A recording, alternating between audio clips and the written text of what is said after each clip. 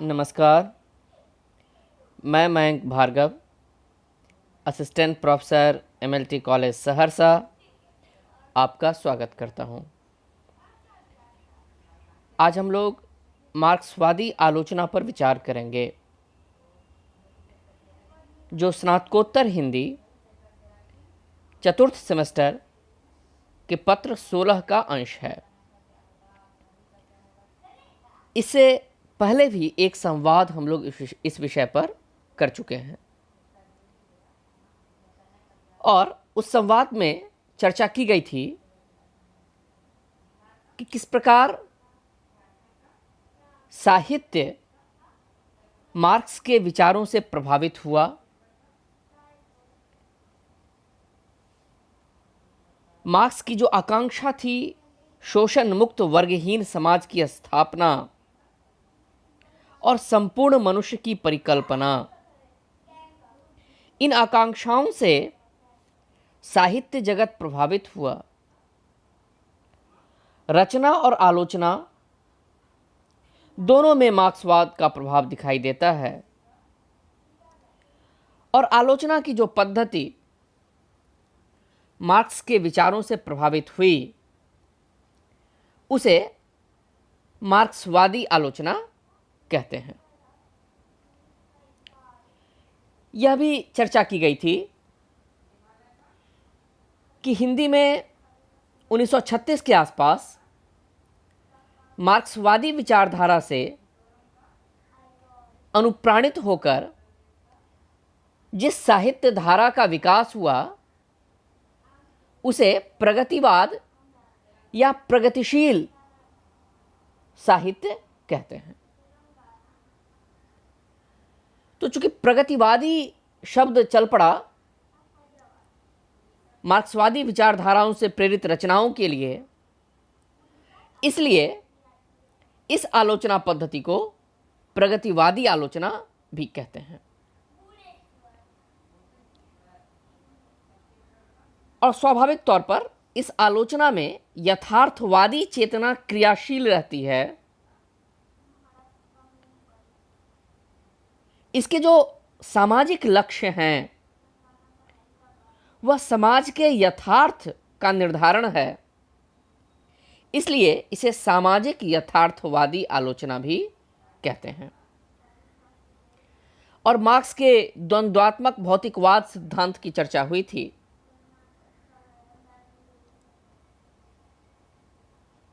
द्वंद्वात्मक भौतिकवाद यह मानता है कि प्रत्येक वस्तु में परस्पर विरोधी तत्व विद्यमान रहते हैं। थेसिस, एंटीथेसिस और सिंथेसिस की चर्चा सिद्धांत रूप में हुई थी।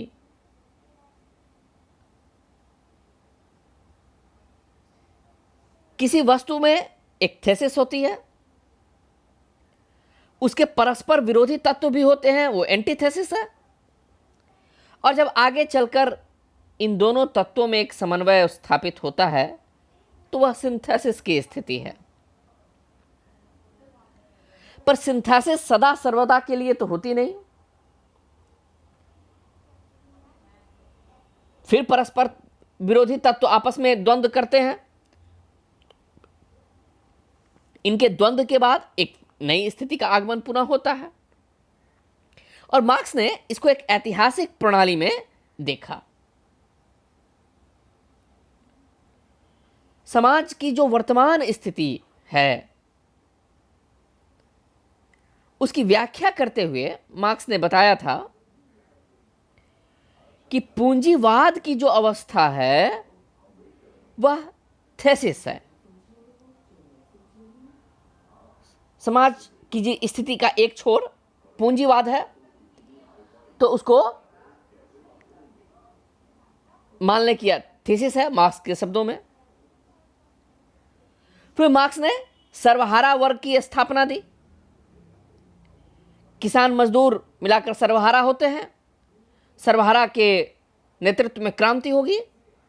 तो यह सर्वहारा वर्ग एंटीथेसिस है। एक तरफ पूंजीवाद, दूसरी तरफ सर्वहारा। इन दोनों में द्वंद्व होगा और द्वंद्व के बाद मार्क्स के सिद्धांतों के अनुसार सिंथेसिस की स्थिति आएगी जो साम्यवाद की होगी। और मार्क्स के सिद्धांतों में एक और जो प्रमुख बात है कि मार्क्स ने वस्तु जगत को परम सत्य माना। मार्क्स के अनुसार वस्तु जगत ही परम सत्य है। चेतन सत्ता जड़ जगत में क्षोभ उत्पन्न होने के कारण उद्भूत हुई।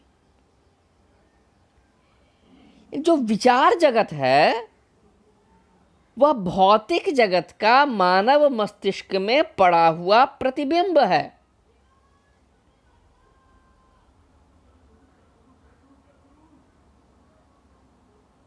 विद्यार्थी मित्रों को ध्यान होगा कि जब हम लोग पाश्चात्य काव्य दर्शन पढ़ना शुरू करते थे और प्लेटो की बात करते थे तो वहां विचार तत्व की प्रमुखता होती थी। जो भौतिक चीजें हैं उसको अनुकरण माना, परंतु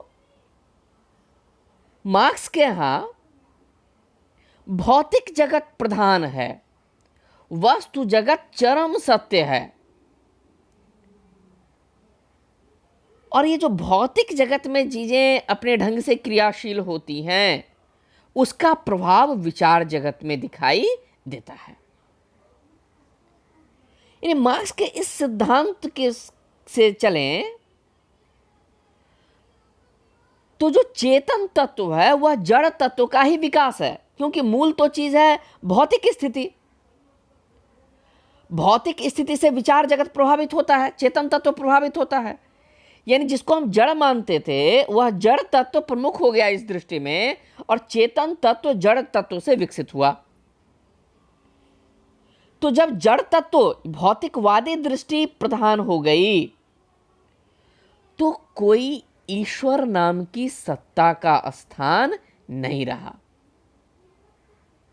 कोई ऐसा नहीं कि भाई कोई बाहरी चेतन तत्व था जिसने इस धरती का नियमन किया।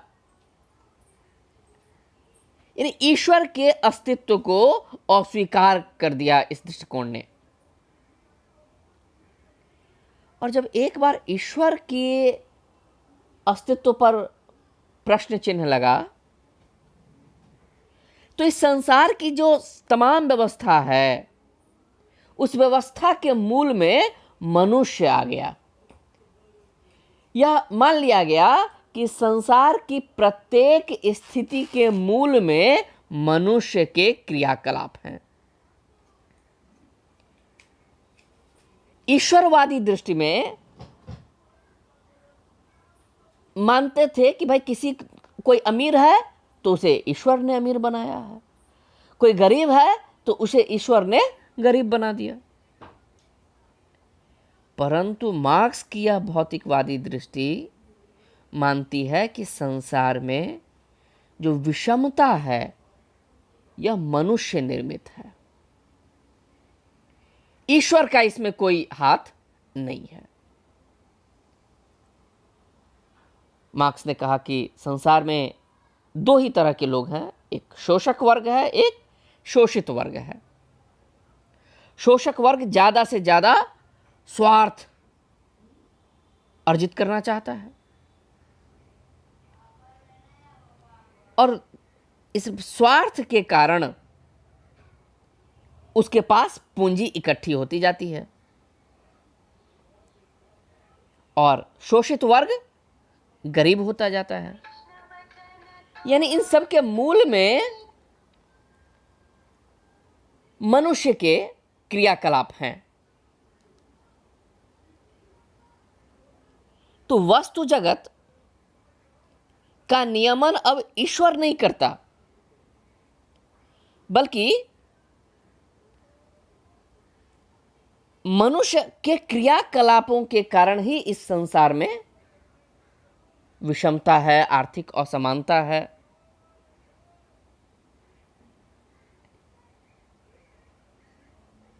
तो मानव समाज का जो विकास हुआ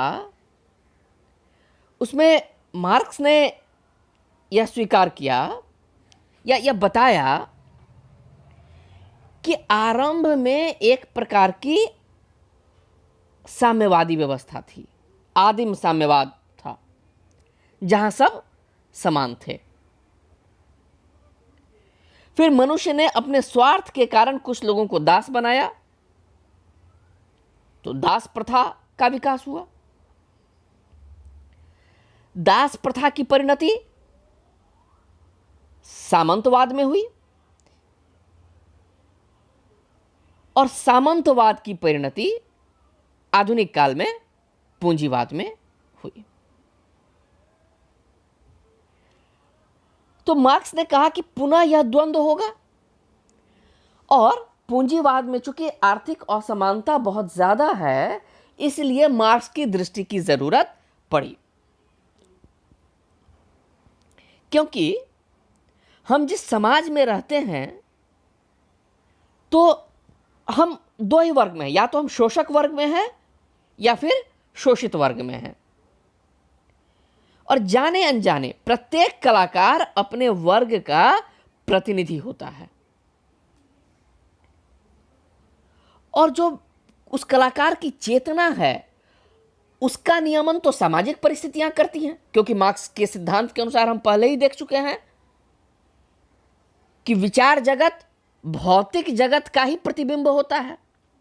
तो हम जिस समाज में रहते हैं हमारी विचारधारा उससे प्रभावित होती है। तो एक कलाकार जब साहित्य रचना करता है तो वास्तव में वह अपने वर्ग की ही बात करेगा। इसलिए यदि उस साहित्यकार को वृहत्तर परिप्रेक्ष्य में बात करनी है, एक साम्यवादी व्यवस्था का स्वप्न देखते हुए बात करनी है, तो उसे मार्क्स की दृष्टि की आवश्यकता है। क्योंकि बिना इस दृष्टि के वह रचनाकार अपने वर्ग का प्रतिनिधि मात्र होकर रह जाएगा। जिस वर्ग में वह रहता है उसका पालन पोषण होता है। तो अभी चूंकि पूंजीवादी व्यवस्था में साहित्यकार है, इसलिए उसकी चेतना पर पूंजीवादी व्यवस्था का प्रभाव पड़ेगा। और हम जानते हैं कि आधुनिकता इस प्रक्रिया को तेज करने का उपक्रम है। तो इसीलिए मार्क्सवादी दृष्टि साहित्यकारों को वह दृष्टि देती है जिससे साम्यवाद की स्थापना के लिए साहित्यकार प्रयत्नशील हो सकते हैं।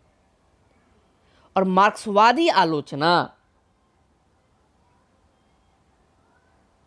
इसलिए आवश्यक है कि उस दृष्टि से हम यह आकलन कर सकते हैं कि कौन सा साहित्य प्रगतिवादी है और कौन सा साहित्य प्रतिक्रियावादी है। और मार्क्स ने स्पष्ट कहा कि पूंजीवाद को मिटाना और साम्यवाद की स्थापना, ये दो उद्देश्य हैं और इसमें सर्वहारा वर्ग को साथ लेना है। इसलिए साहित्यकार को ऐसा साहित्य लिखना होगा जिसमें सर्वहारा वर्ग के प्रति सहानुभूति हो और सर्वहारा वर्ग पूंजीवाद को मिटाने के लिए सक्रिय हो सके। और ऐसे साहित्य की पहचान के लिए मार्क्सवादी आलोचना दृष्टि की आवश्यकता है, क्योंकि यह मार्क्सवादी आलोचना ही यह पहचान करेगी कि किस साहित्यकार में केवल अपने वर्ग की बात हो रही है और कौन सा साहित्यकार पूरे लोक मंगल की बात कर रहा है। अब कहा जा सकता है कि भाई लोक मंगल तो प्राचीन साहित्य में भी है, परंतु समाज की तत्कालीन अवस्था में और समाज की वर्तमान अवस्था में अंतर आ गया है।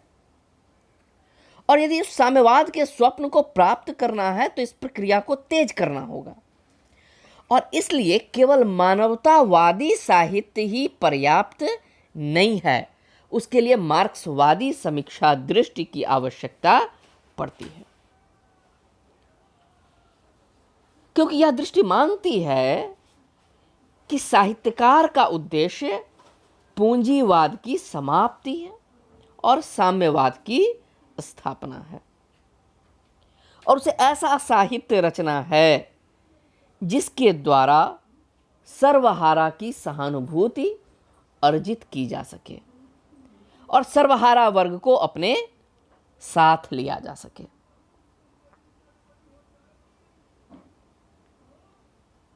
ये जो मार्क्सवादी आलोचना है, सबसे पहले मार्क्स और एंगल्स की कुछ घोषणाओं से, उनके सिद्धांतों से इसका विकास हुआ। लेकिन साहित्यालोचना की चर्चा अगर करें तो मार्क्सवादी आलोचना के सबसे पहले आलोचक जर्मनी में फ्रांज मेहरिंग मिलते हैं, 1846 से 1916 उनका जीवन काल है। और फिर रूस में जॉर्जी प्लेखनोव की चर्चा आती है, जिनका जीवन काल 1856 से 1918 है। लेकिन रेन वैलेट ने अपनी किताब आलोचना की धारणाएं में इन दोनों की चर्चा तो की है, लेकिन यह भी कहा है कि ये लोग अरूढ़िवादी आलोचक थे, यानी जिसको आज हम मार्क्सवादी आलोचक कहते हैं, और जो धारणाएं, जिन धारणाओं की हम अपेक्षा करते हैं, वह धारणाएं पूरे अपने कट्टर रूप में इन दोनों आलोचकों में नहीं मिलती, क्योंकि ये दोनों आलोचक कला की स्वायत्तता को भी मान्यता देते हैं। और मार्क्सवादी आलोचना को वह ललित कृति के सामाजिक नियामकों का वस्तुनिष्ठ विज्ञान मानते हैं, न कि एक सिद्धांत जो लालित्यगत प्रश्नों को निश्चित करता है और लेखकों को विषय वस्तु और शैली के नुस्खे देता है। वह मानते थे कि मार्क्सवादी आलोचना का यह कार्य नहीं कि साहित्यकारों को यह बताए कि उन्हें किस ढंग से लिखना है। 1932 के आसपास मार्क्सवादी आलोचना का सिद्धांत अपने व्यवस्थित रूप में हमारे सामने आता है, और उस समय इसका उद्देश्य दिखाई देता है कि समकालीन समाज का आंतरिक दृष्टि से चित्रण हो साहित्य में,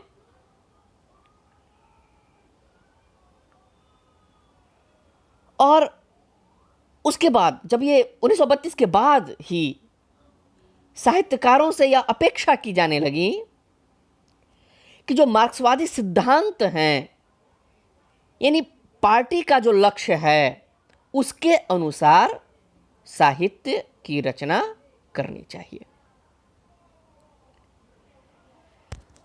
फिर मार्क्सवाद का प्रसार दूसरे देशों में भी हुआ। अमेरिका में भी मार्क्सवादी आंदोलन थोड़े समय के लिए चला।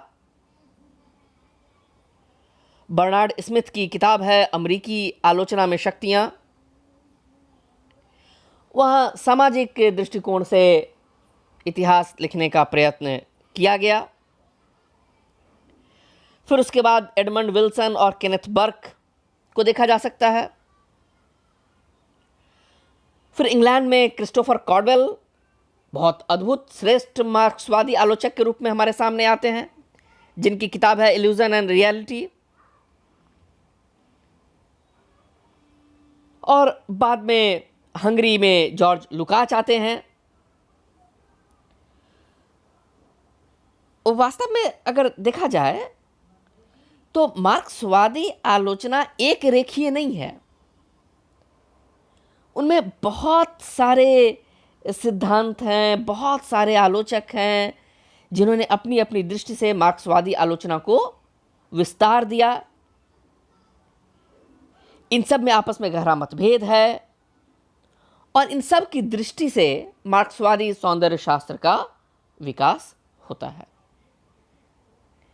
इस मार्क्सवादी सौंदर्य शास्त्र पर अगले संवाद में हम लोग विस्तार से चर्चा करेंगे कि किस प्रकार विभिन्न विचारधारा से यह आलोचना पद्धति विकसित होती है। आशा है आज का संवाद आपको अच्छा लगा होगा।